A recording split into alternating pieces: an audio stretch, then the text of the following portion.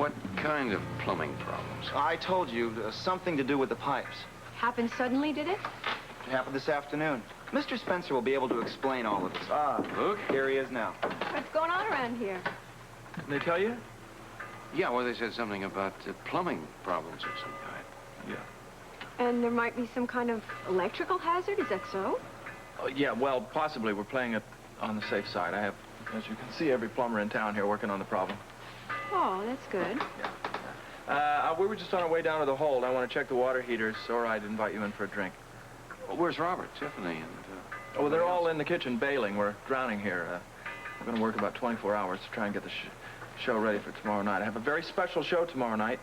Can I make a reservation for you? Do you want to?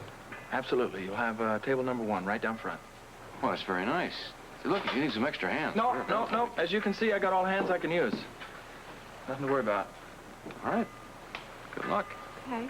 Yeah, that's it. Don't worry about anything. We'll take care of it. Luke, are you sure that everything's all right? Leslie, is this the face of a man in trouble? Well, with that face, it's hard to tell. And what with one thing and another, there have been a lot of problems going on lately. Yeah, like the museum theft, the Malcooth treasure. Oh, that was a terrible tragedy, wasn't it? Did your friend, Mr. Gray, have anything to do with that? I don't know, Leslie. What do you think, boys? Secretary Masters, it's an honor. I wish you'd let me know you were coming. I would have sent one of my men to meet you. I flew in a special plane. It's quicker that way. Oh, won't you sit down, please? Yes, thank you. I assume that this visit is in regard to the heist at the museum? It is. We're going to launch a full investigation. As you know, in a situation like this that's unresolved, it can reflect very badly on the United States government. Not to mention poor Charles. And your department, Captain. Have you any idea how something so blatant could have been undetected for so long? Well, I'm as baffled as you are, sir, but of course I'm sure you're aware that this department was not responsible for the security at the exhibit. Yes. Mr. Robert Scorpio was. Yes, a World Security Bureau man himself. An ex-World Security Bureau man. Well. Oh, I'm not denying his competence. Oh, by the way, how is the prince taking this? As well as can be expected. I've talked to him and told him that we will get those objects back and bring them over to him at the hotel. I told him I would keep him informed. Well, that should placate him for a while. I just wish we had some leads. Well, you're not aware of it yet, but there are numerous leads, including a complete dossier on the man we believe is responsible. Oh, really? Someone I've heard of? Perhaps. But at this point in time, the Bureau wishes to keep the name classified. Excuse me. Captain Ramsey here. Oh, put him on hold for a second. It's the prince. I guess he wasn't as placated as we thought. Perhaps I should speak to him. Oh, he's all yours. I'll be across the hall. If you need me, just push up button number 3. Thank you.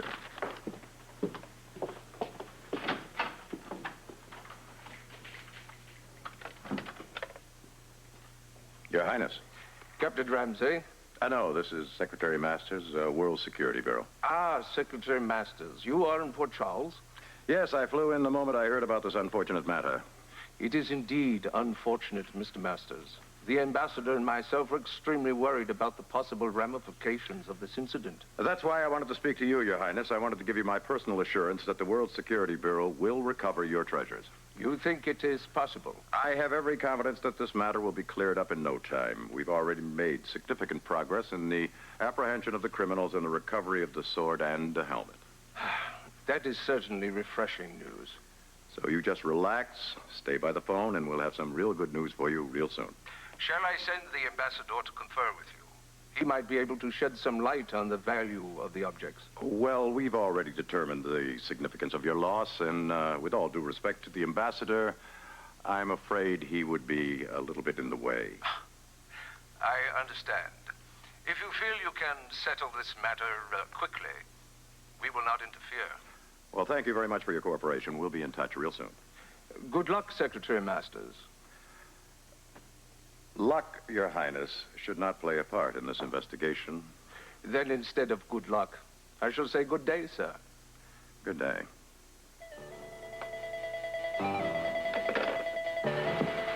This is it, Baldwin. One more strike and you're the big winner. Here's the pitch. It's fouled back. Otis has got his eye on it. He's got it. The game's over. We'll be back with an interview with the winning pitcher in just a moment.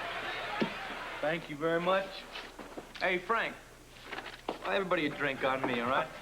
I don't know how you do it. You gotta be the luckiest guy I know. Not that lucky. Hey, Joe, what'd you do, make a wrong turn or something? Oh, what the heck. Pull up a stool, buy you a beer. Right now, Scotty. Well, maybe you ought to tell me the questions first. I want to know what the hell you think you're up to. Well, let's see, I got a lot of different deals in the fire, if you know what I mean. Which one of you, The subject's going to be Heather. I had a sneaking suspicion that might be it. Just don't get cute with me, man. I am not messing around. I don't know what you're talking about. What happened last night with Heather? Well, maybe you ought to tell me what you think happened last night. I think you were at the diner last night about dinner time. I might have been. Don't hand me that, man. I talked to Rose already. You were there. Well, you did you? Well, what did she tell you? She told me you were hitting on Heather against her will. Now, how would she know something like that? Because Heather might have told her, the way Heather told me. Well, what if I did? Heather's not a bad-looking girl. Can't blame a guy for trying. No.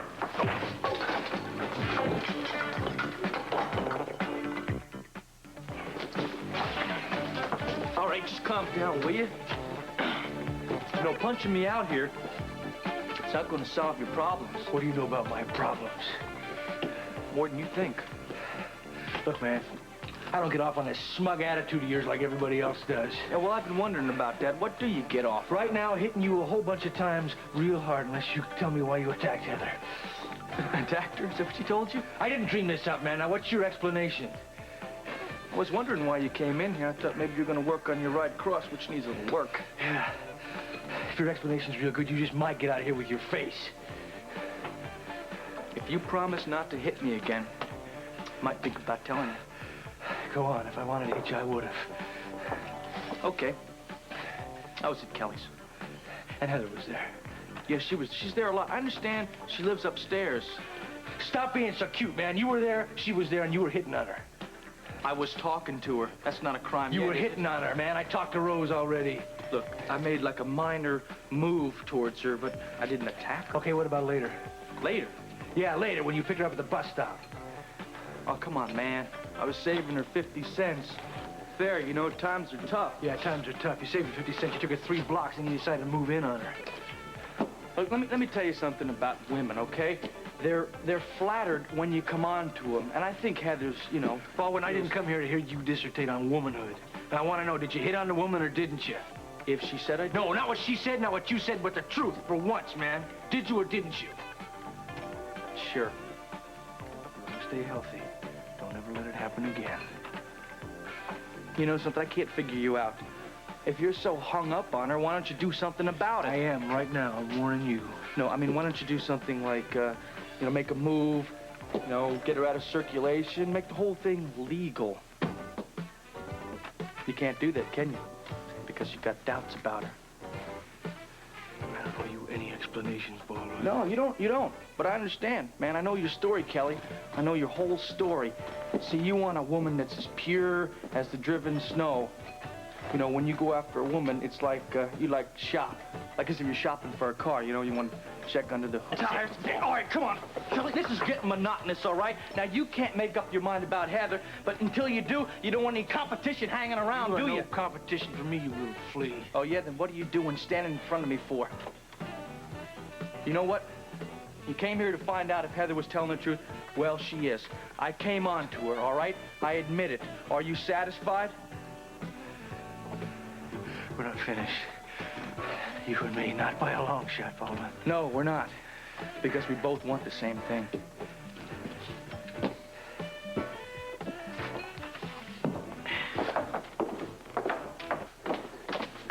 Before you ask any questions or say anything, Joe was here and he was mad. And he was looking for Scotty. In the worst way. And you let him go? He'll probably kill Scotty when he finds him. I doubt he'll go that far. Well, it's all my fault, Rose. I should never have told Joe that Scotty was coming on to me in the first place. He asked me about that, too. And you told him everything I told you last night? I just told him that you went out the back way to avoid Scotty. Oh, no.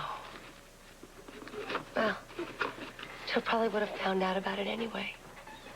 Just hope he doesn't hurt Scotty. That depends on Scotty, I would imagine. Joe's not one to throw any punches unless he's at least asked 1 or 2 questions. Guess I just have to wait and find out what happens. How about some coffee? Thanks. Hi, you two. Hi, Rose.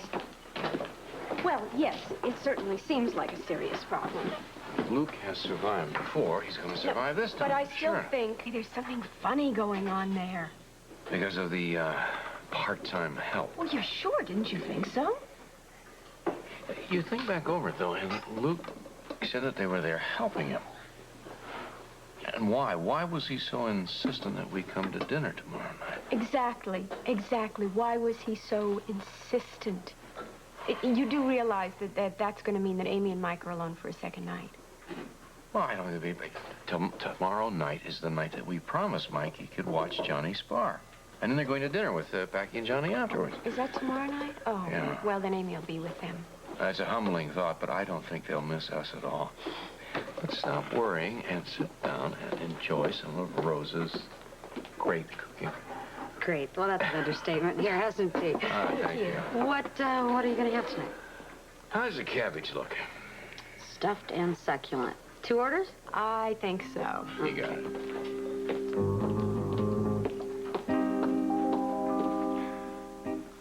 I don't have too much time to talk. Ramsey will be back any second.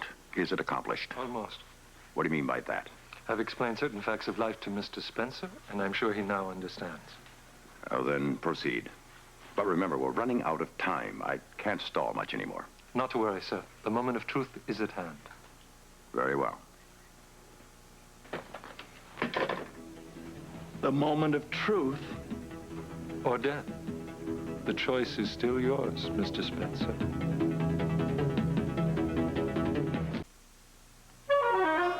Well, I'm sorry about the delay, but we're working on an attempted homicide across the hall. That's all right, Captain. I had a few calls to make.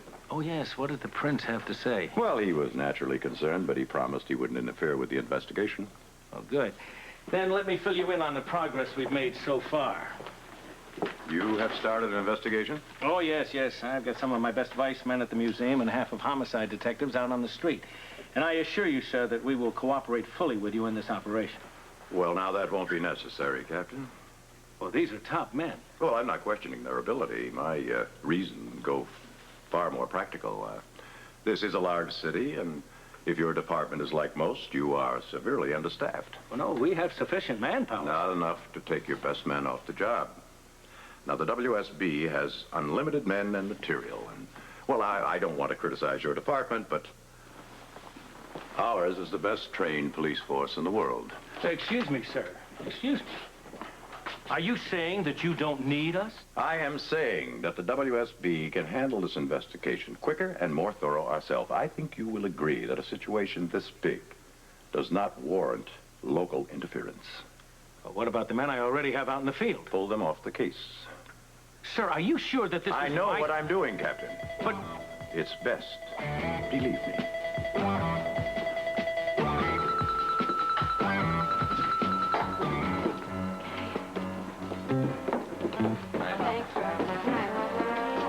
Joe, are you all right? Why wouldn't I be? Well, I was worried about you, that's all. There's nothing to worry about. And what's wrong with your hand? Nothing. Well, then why are you rubbing it? Let's drop it, please. You saw Scotty, didn't you? Yeah, I found Scotty propping up the bar at the bucket of blood. And you hit him? Not hard enough to do any damage, but yes, I did. And I think he got the message. He's not going to mess with you anymore. Well, did you at least talk to him? Let him explain? Of course. Well, what did he say? Plenty. About what? About what? About you, about me, about the situation. The little creep admitted everything. He admitted coming on to me? Of course he admitted it. If I hadn't hit him, he was going to give me all the grisly details. Well, it sounds like maybe he did tell you some things. Yeah, he did some things. Like what? Heather. I have to know. You have to know. All right, he said that I'm a big jealous fool and that if he wanted to hit on you, he felt he could hit on you. And if I wanted you to myself, that I could... Yes? Let's just forget the whole thing. He said a lot of things about you and about me, all right? Most of them were lies, and it's just not really worth talking about right now. Let's just drop the whole thing, okay? I'm really proud of you. I'm not proud of me. But you did what you had to do. What I did was lose my temper, and I can usually keep that under control. Well, maybe things are changing. In what way? Love can make you do strange things sometimes. Yeah, maybe, I guess. I really appreciate it, Joe. Not only the way you handled Scotty, but just the fact that you believe me. Mr. Gray, you're so fond of quotes. Perhaps I could share with you one of Robert and my faves.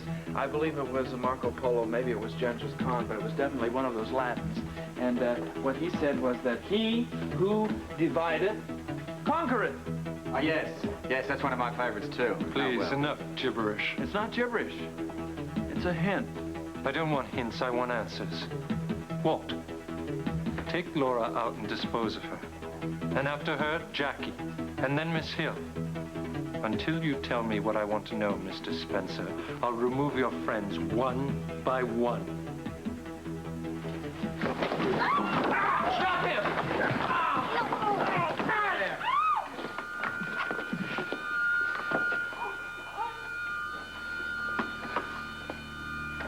Get up, Luke. Quit faking. I don't think he's faking.